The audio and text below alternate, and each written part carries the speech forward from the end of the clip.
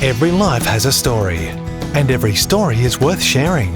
Your story, my story, and our story speak of victory and defeat, joy and sorrow, resilience and vulnerability.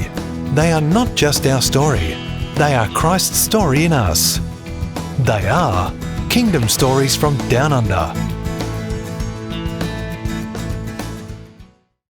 You know, when you enter a room for the first time and you don't know too many people and you're hoping that somebody will just open up their heart and come and say hello to you.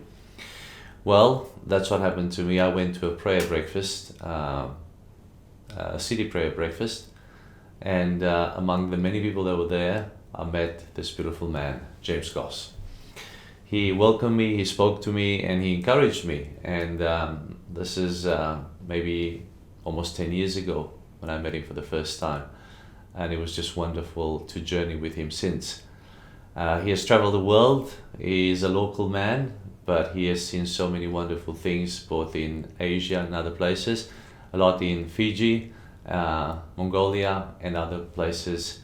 He's still local. He's still investing in the Kingdom of God here in Perth, and it's a privilege to have him at Kingdom Stories from Down Under.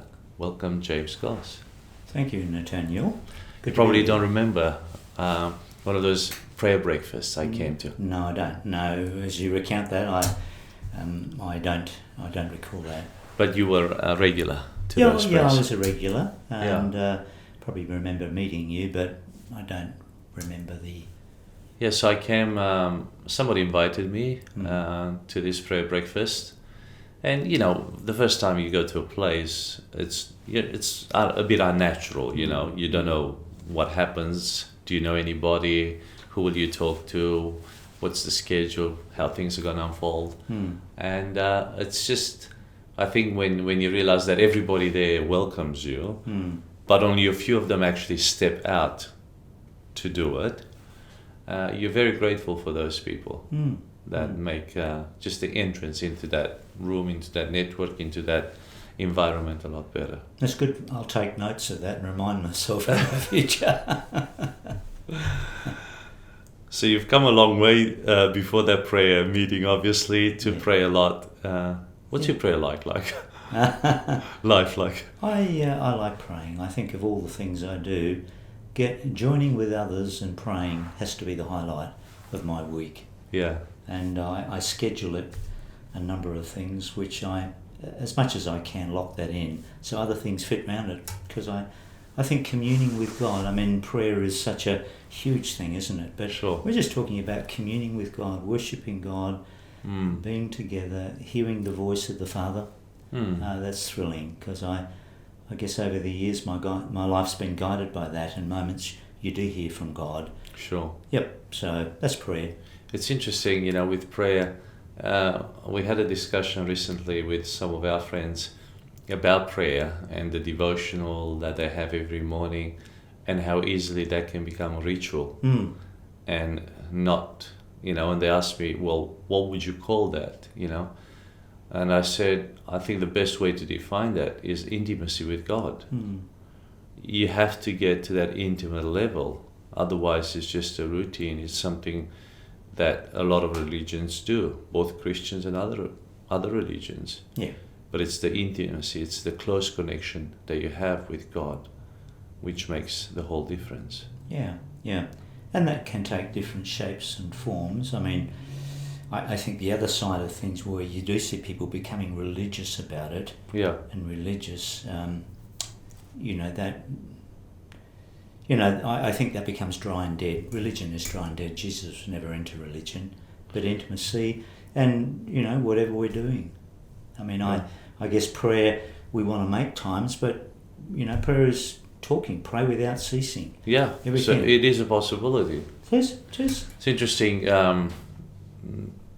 Yesterday, actually, one of my clients in coaching got baptized. And I've been coaching this gentleman for 1.5 years as a businessman. And inevitably, we started speaking about spirituality. And in the last few months, it was spiritual coaching. It wasn't emotional intelligence coaching anymore. It was spiritual intelligence coaching, if you want to put it that way, define it. And when he testified before he got baptized yesterday, he said, I had so many challenges in the last couple of weeks and so many obstacles to try and stop me from getting baptized. And he said one day it was so difficult that I didn't know what to do. So he said, I got in my car and I just prayed for 5 hours. Yeah.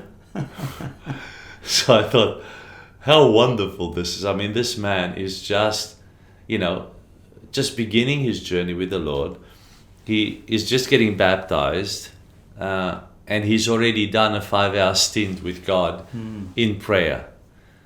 Whereas, most of the Christians that I know have never done a 1 hour full stint with God, let alone 5 hours, So prayer is something that, unless it's a priority, unless it's something big in your life, it won't happen. Yeah, indeed. I think we have to do that, but that's the starting point. I think as we begin and our life becomes a communion with God, then we give God space to speak to us when we're not expecting us. I think for me... You're awake. Vigilant. When we're awake, yeah. I mean, if we're communing with God, if our whole life is that, then we shouldn't be surprised that he wants to speak to us when we're not expecting it. I mean, I've heard from God more clearly when I've been mowing the lawn or having a shave than I have when I've been, hours and hours of prayer and fasting. That's right. Or playing a game of tennis. I remember playing a game of tennis once and the Lord spoke to me clearly about a change in direction. Now, so that's prayer. Whole life ought to be. But, there's life, we've got to get on. There's kids, there's families, there's work. That's right. So where did it all start for you? You grew up in Perth. Born in Perth? Born in Perth, yep. Not many people that I interview are born in Perth. No. No. One of 8, the second of 8 children. Wow. So a good Catholic family. So we were raised and I guess instructed that God was real. And a twin. And a twin, yep. Yeah, I have a younger sister, or 2 younger sisters. One is just 20 minutes younger, which I remind her about. Yes. Yeah, so we're very close. So growing up in a family, going to church, Mass was a very much part.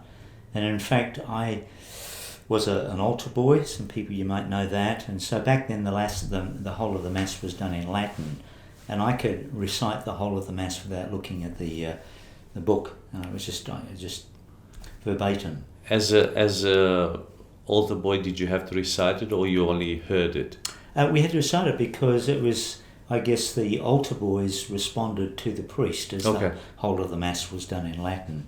So I did that well and I grew close to the Lord, although there were moments I got caught one time just tasting the altar wine before the priest came out. So I was mischievous like that, but I had a love for God. And I remember one time very clear, about 11 years of age, I put my hand up for vocations. I wanted to be a priest. Okay. And they took me aside in a room and said, look, we're really excited that you want to be a priest, but we've got some terrible news for you. We've looked at your Latin results. Best you've done in Latin is 28. You'll never make a priest. And it was just like, it was devastating. I was so sold out. How old were you? 12? About 11, 12 years of age, yeah. Whoa. So they said, I'm sorry, you won't make it.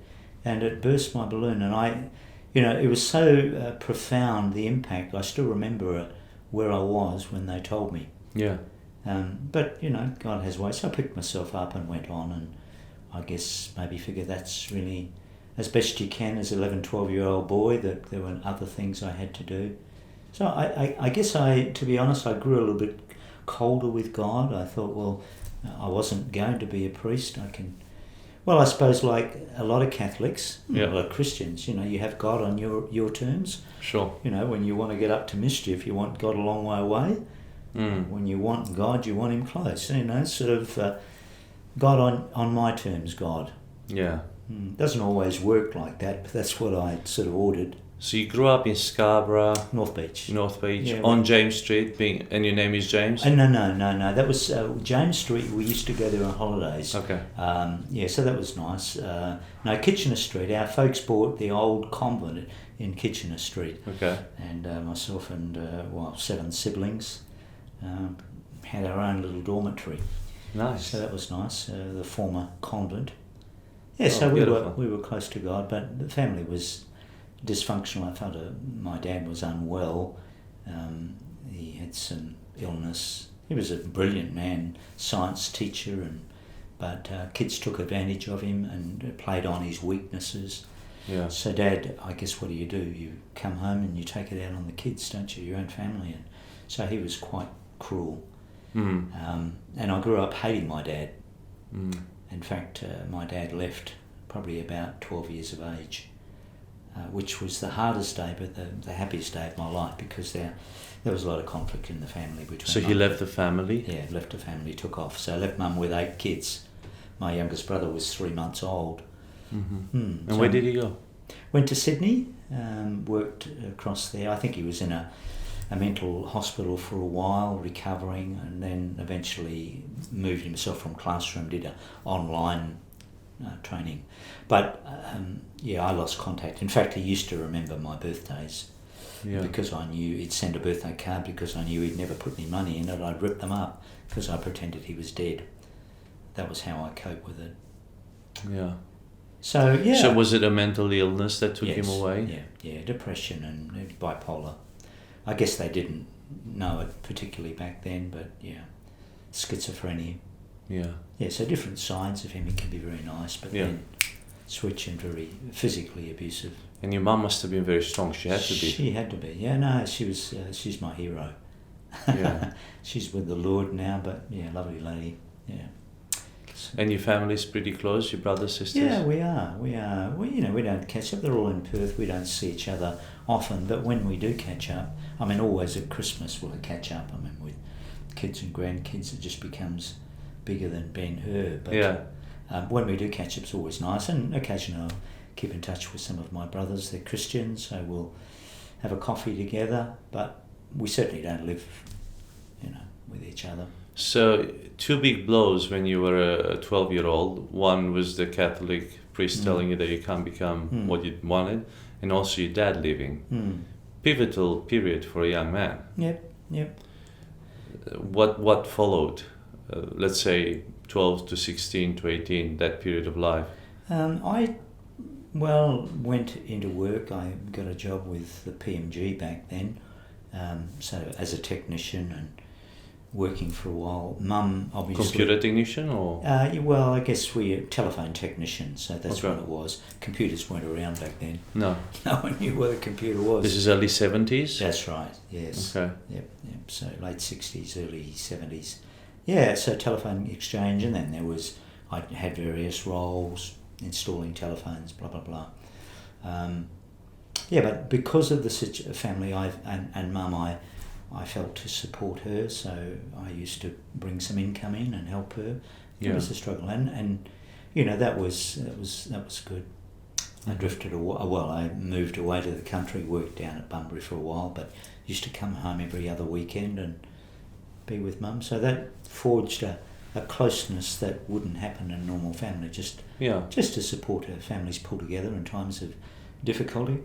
Booze, cars, girls, marijuana?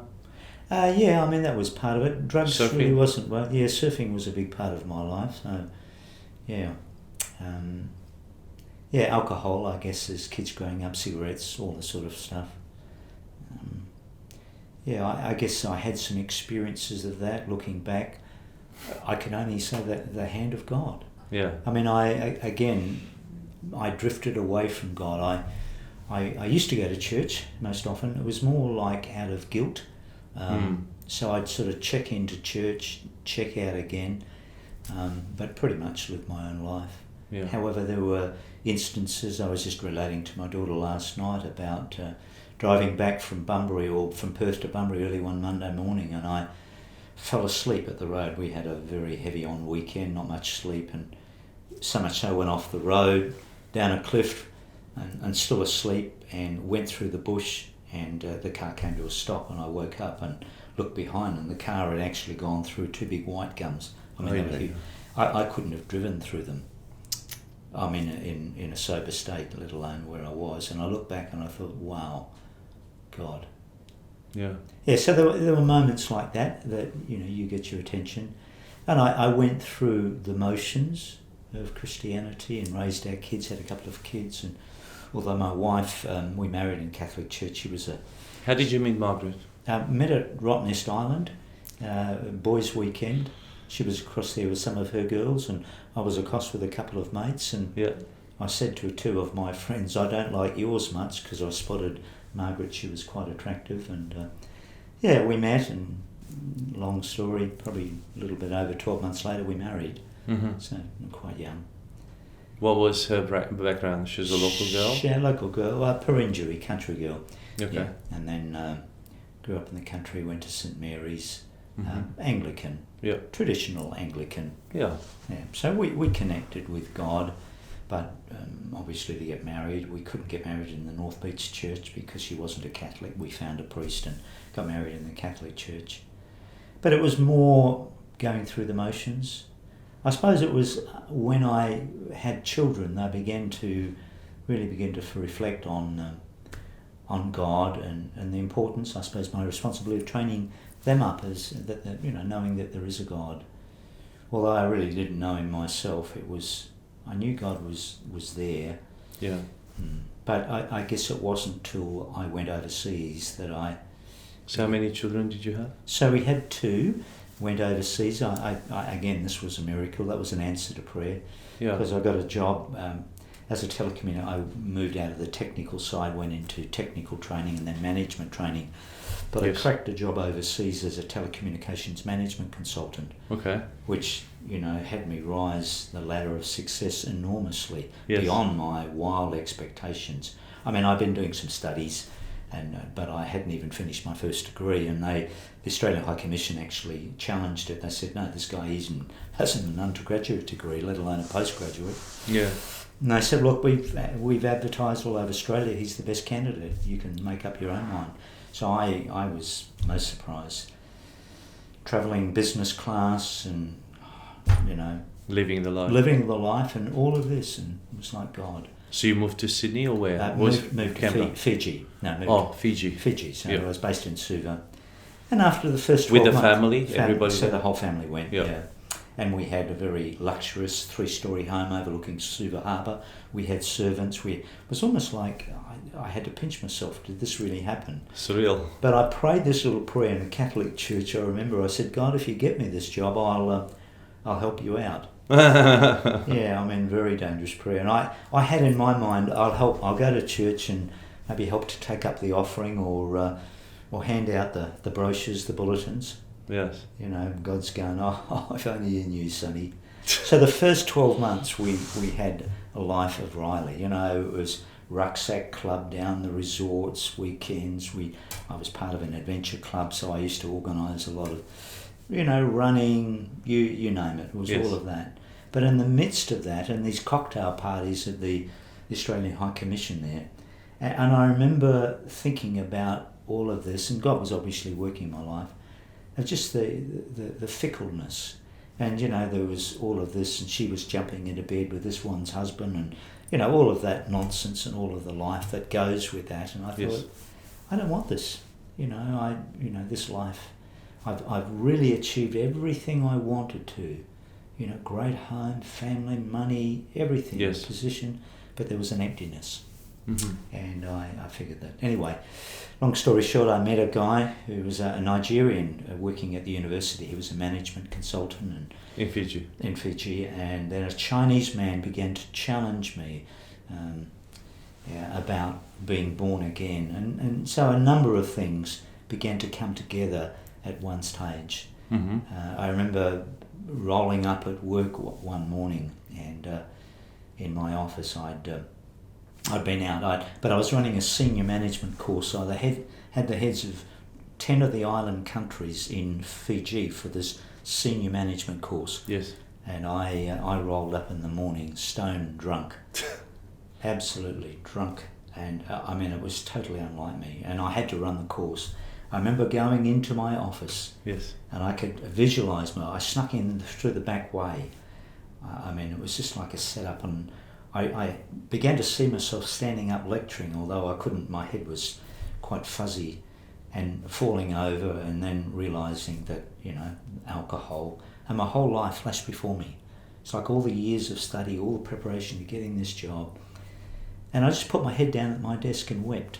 I said, God, I'm just a hypocrite. I'm just fickle. But if you can get me out of this spot, I'm yours. Wow. And what happened next, I cannot describe it. In the midst of my tears, the whole room filled with light. When we talk about Saul's experience on the road to Damascus, this room filled with light, and in an instant, my drunkenness was gone, and I was filled with such joy. And actually, I was dancing in my office. In fact, the cleaner was outside, and he's looking so. And I looked at my watch. I knew I had to start lecturing, and I walked out of there. It was like I was walking above the ground. Yes. I walked in a lecture all day, and I was as fresh as anything. Wow. So that was my encounter with God. At the end of the week, we had the Uniting Church from Canberra was across doing a series of crusades, and my wife and I both went to the Civic Centre and gave our lives to the Lord. And the turnaround was dramatic.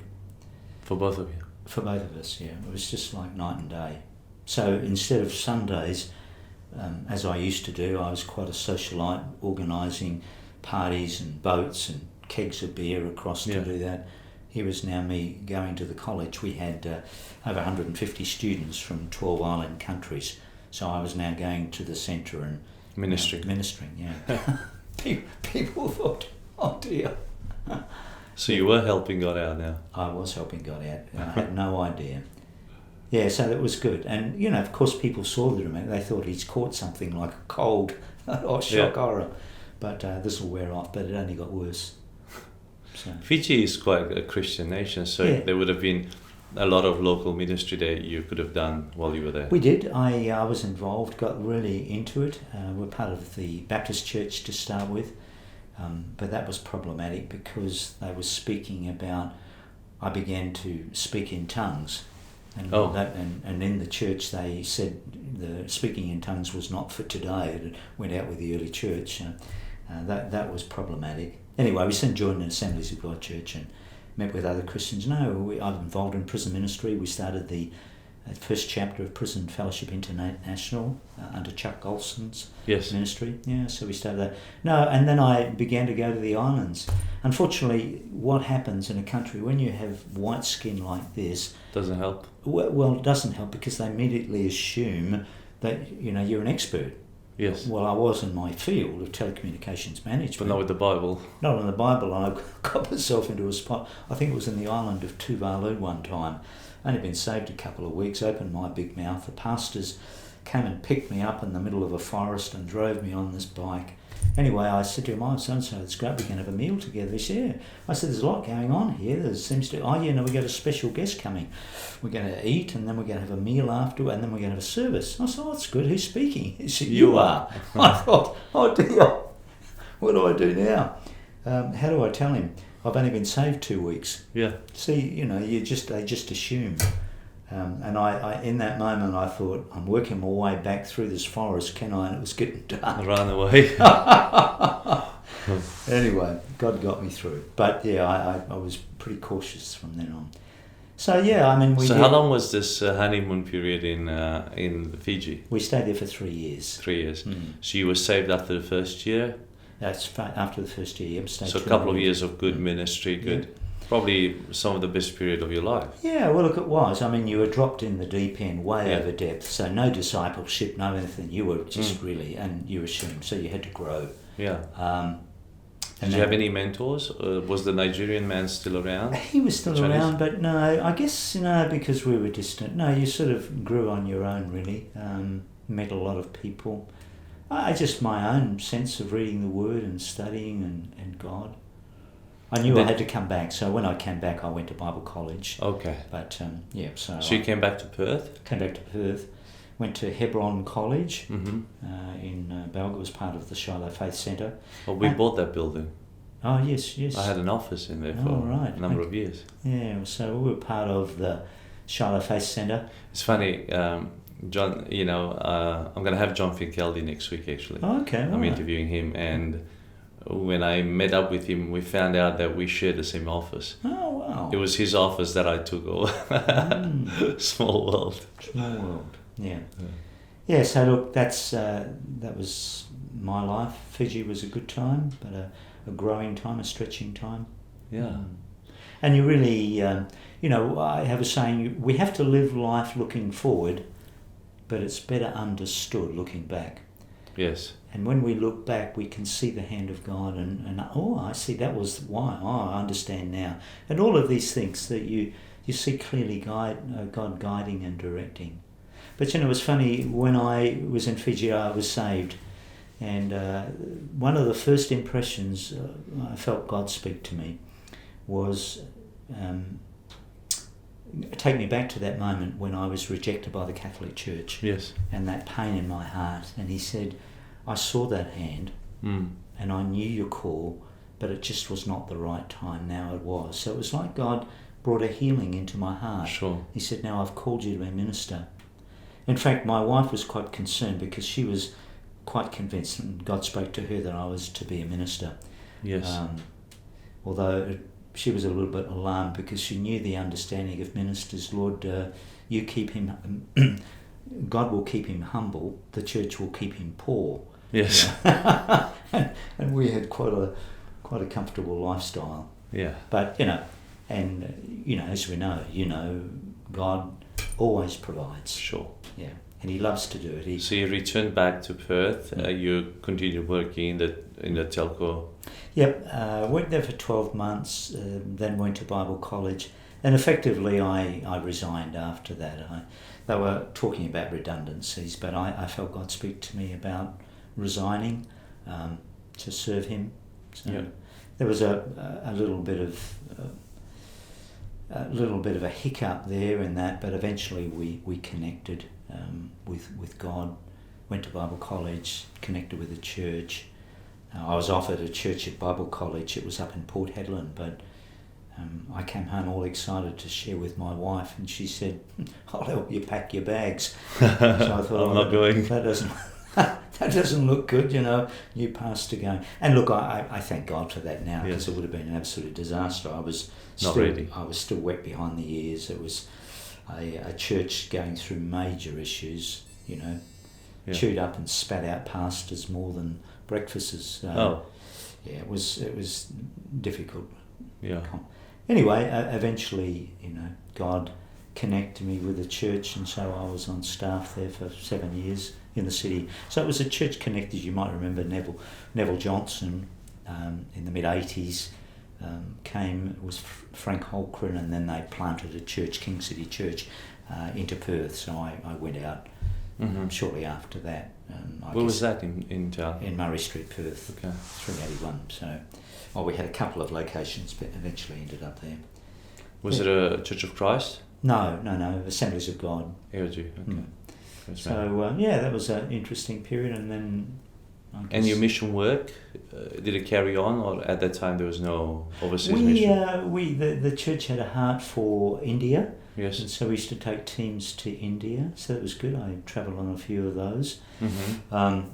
And then Fiji, Lord really impressed upon me about Fiji, and in a remarkable way I went back and did some ministry in Fiji. Yes. This was their son coming home, so that was quite exciting, and travelling to different parts. Beautiful. So within me I knew that there was this missionary DNA at my core. And a few years later I came out of the church. I suppose I became a little bit despondent. You don't know what's happening at the time, but you do know that there I am preaching week to week to the same people with seemingly little response, and yet within this heart there's thousands dying. I read something, every time the clock ticks once, someone dies around the world, never hearing about Christ. That's right. And that disturbed me. That really troubled me. I thought, how can I sit here in a comfortable church doing this? But there was a number of things, we can have a mental understanding of these things. Yeah. But actually taking the step of faith to do something can be sometimes a little bit different. So God has ways of levering us out, and I won't go into all the detail of that. But it was a number of things came together at the same time that encouraged me to move out, walk by faith, step out. It was a little bit on from there. So I had nothing. I basically came out, and I thought, God, where are you? And I thought you told me. And then a door opened. Because I was travelling, I knew many ministers across the city. Someone contacted me and said, look, someone's coming in China ministry. Would you organise some meetings? I said, yeah, I'd love to. Missions is in my heart. China's never really been, but I'd love to. So I connected some ministries. And I heard him speak. This is Ross Patterson, and heard him speak a few times over the week. He said to me, I think God's speaking to me about you in China. I said, that's interesting. He's saying nothing to me. Yeah. Again, in a fascinating way that would take too long to explain, God brought the pieces together. Yes. He reminded me that He'd used a Chinese man in Fiji to lead me to faith in Christ. That's right. The first man I led to the Lord, Devlin R. Sam in Fiji, was a Chinese man. Wow. The church in Perth, over half the people were of Chinese descent. Mm. And there, God was calling me to China, and it was like, okay. I didn't get the handwriting on the wall, but it was the next best thing. Yes. And so through a process, God stepped out, and for 15 years that I was involved in leading teams. Yes. And we took books and Bibles and all of that. I love that. But my passion, and I suppose that's where the real prayer thing was birthed, because I take prayer teams away, and we'd pray for a couple of weeks. Wow. And I'd say to people, chuck your watches away, because we're here with God. And we'd pray in hotel rooms, we'd climb to the top of mountains, we'd pray down by the riverbeds, predominantly praying for unreached people groups that had never heard the gospel. Now, the Lord spoke to Habakkuk that I will do a work in your day that you would not believe, even if you were told. Yes. I saw God do things that I wouldn't believe unless I saw them. Yes. Some of the encounters. So there's a book in the making. I'm not very good at writing, but one day when I get old, when I retire... How far are you through it? Probably a third. Oh, well done. But yeah. Have you given it a title? No, not really. Not really. I mean, High Adventures with Jesus or something like that, Yeah. Because really it's, the testimony of these adventures of meeting God as we pray. Well, so I can't wait to read it. Yeah, I look forward to reading it too one day. Yes. You just got to be a bit stubborn and just go for it. I think so. Yeah, at the moment there's too many things. I'm juggling too many balls. That's probably part of my thing. But, I'm realising I'm not getting any younger. I suppose the scripture... Nobody is. No. Teach us to number our days. Days, yeah. Our days, that we might apply our heart to wisdom. That's been my challenge. And I guess that's the challenge for me in the church, for people, is they hear God, but one day, and they delay and put it off in the presumption that they'll have one day. Yeah. And actually the enemy actually gives them a sense of comfort. Yes, okay, that's fine. I'll let them sit with that. They'll do great things for God. Yes. But actually never actually do. But today you hear his voice. Yes. Today's the day. Yeah. And so this putting off, delaying these things, I think part of the reason why the church is in the state it is, because we've sat back on our ears and one day I'll get to this. Procrastinate. Procrastinate. Just let it go. Yep. So, the book's not really important. What are some of the roles you have at the moment? Roles? You said you were juggling many balls. What are some of the things Well, that I you're guess I involved work, with? my tent making ministry, I work as a chaplain. Okay. Was a hospital chaplain at Royal Perth and Bethesda Hospital, but I dropped those off. I'm simply working in aged care now. Yes. I shouldn't say simply, it's a real honour and privilege, because I get to sit with people at the end of their life. Meet their families. A lot of wisdom. And and just be into... And of course, inevitably, ask me to do funerals. Then I have a chance to share, many cases, of the hope that they have. So I get to share the hope that this person had with all of their families. Beautiful. Oh, it's just... How many days a week is that? Look, I do 3 days a week. Most weeks it ends up with 4, with call-outs and funerals. Yeah. So that's You're also part of Perth Prayer. Perth Prayer, yeah, so I'm part of that and part of the leadership and try and get there 2 days a week if I can. Well, we had John Yates here as well. Oh, did you? Okay. Yeah, he was one of the first ones we've had at Kingdom Stories. Amazing testimony, beautiful life. Yeah. And he's involved with Perth Prayer. Yeah, no, John is an outstanding man. I have highest regard for John, just as a man of prayer, but prophetic insight. Yeah, prophetic gift. He's a gift to the body of Christ. Tragically been misunderstood over the years. Yes. Even by myself, but you know, I count John as a friend.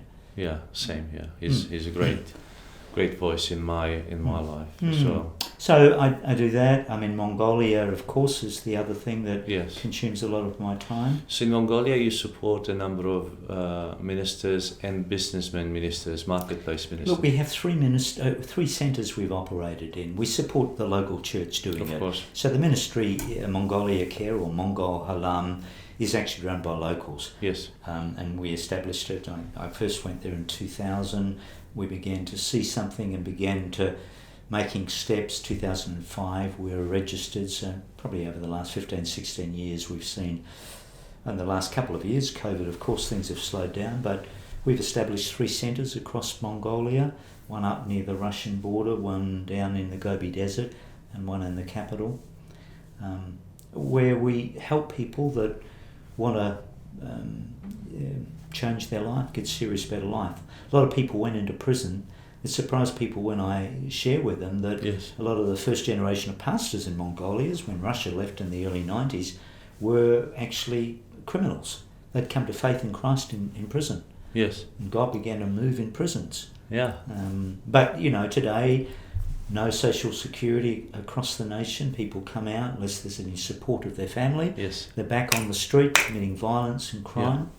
I remind my kids, if we'd been born in Mongolia in the early 90s, I'd be a criminal.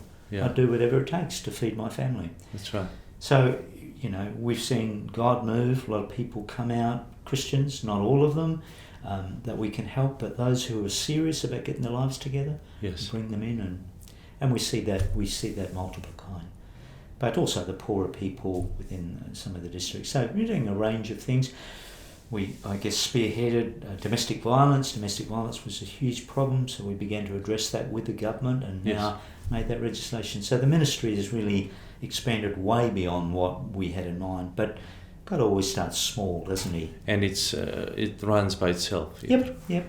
Which is beautiful. I think to have that vision is very important. Yep. So they don't depend on your presence, on your handouts. And that's probably part of the good things. Part of this COVID has been there. They've had to make. They used to hold off making because I would travel at least a couple of times a year. Yes. Now they can't. Now we can have Zoom calls and we can do that. They're making all the decisions. So, look, if the Lord took me home tomorrow, I know that it would continue to run. Yeah, you've started something that is put into motion. So it's talking about that, what's the legacy you'd like to leave behind? What's some of the things you'd like to be known by for the generations that follow? Well, I was someone who was in love with the Lord. I want to finish the race running. I don't want to just fall over the line. Yes. So I suppose I want to be passionate and more in love with Jesus at the end than I was at the start. Yeah. Now I know it's not possible. We all get older and don't have the same energy levels, but I want that fire in my belly. I've met a few older people with that. Yes. Yeah, and there's a fire that burns and a love and a passion. So for me, that's it. Yeah. Wisdom. Yes. I mean, you look at your early years and you think, oh dear, that was, there wasn't a lot of wisdom. There was a lot of zeal, but not wisdom. Yes. So I want to try and balance the two. Yes. For my kids and grandkids, they would be inspired to follow. Wonderful. Are they local? Are they here in Perth? Yeah, all the kids are local here in Perth. And where do you fellowship at the moment? I'm part of the Warwick Church of Christ. Okay. Yep. So. And you've spoken in our church and a few times in other churches. Yep. You get invited across the city. Yep, no, I still do a bit of itinerant ministry in that way, and churches particularly that support Mongolia. Yes. I travel back there, periodically just to share them updates and of course. let them know what's happening. But Yeah, and of course, as my role as a chaplain, there you're always preparing not so much a full half-hour message, but you're preparing devotional. Yes. And God challenged me: don't give them just scraps. Yes, give them the very best. Some of these people have followed me all of their life. Yes. They've served me in children's ministry. Some of them have worked overseas. Don't you give them just leftovers. Yes. Oh, no, okay, Lord, sorry. So what a lesson. God's jealous for his people. Yeah. Yeah, don't we think about the Joshua generation. I believe that we need to look after, but you respect and honour the older people. Yes. Because when you don't, you're touching me. Yeah. I love them. Wow. And yet, unfortunately, there can be a mentality in the church. They pass their use by date. Or maybe in some sense in terms of productivity, if we're looking at them as an asset of worth, maybe. Yes. But some of these people, when they pray, man, they touch God. Yeah. I remember one lady there, and she didn't have to pray much. She didn't much energy. But when she prayed, it was just like, man, she had a hotline to heaven. From the word God. So I'd go in there and to minister to her, and she said, "Do you know, James, I think I should pray for you." I said, "Go for it." And the church needs to make sure we respect. Other cultures do. Aussies don't do that well. Yes. Wow. Thank you so much, James. What a lot of wisdom you brought here in the story, and also in the passion that you have for the Lord. Growing passion to the end. Growing passion, that's right. Yeah, which is, I think, is beautiful. My late spiritual father, Dr. Bob Chapman, whom you knew very well as well. I did. He had that. Yeah. I was with him literally till his very last hours. And he was passionate and loving the Lord to the last second, which is, beautiful to see that in mighty men of God, and to see that in you as well. The love for God and just growing and not diminishing. Not diminishing, yeah. It's beautiful. Thank you so much for joining us. No, my pleasure. Thanks for the opportunity. Well, you've heard it from James Goss. Our passion should keep growing. As we age doesn't really matter. Every day of our lives, we shouldn't wait for one day, procrastinate. Maybe we should even take that out of our vocabulary, that one day I will do that. Whatever the Lord puts on our hearts to do today, we should do it. And just in obedience and with a humble heart, just get on with it. What an encouragement that is for us.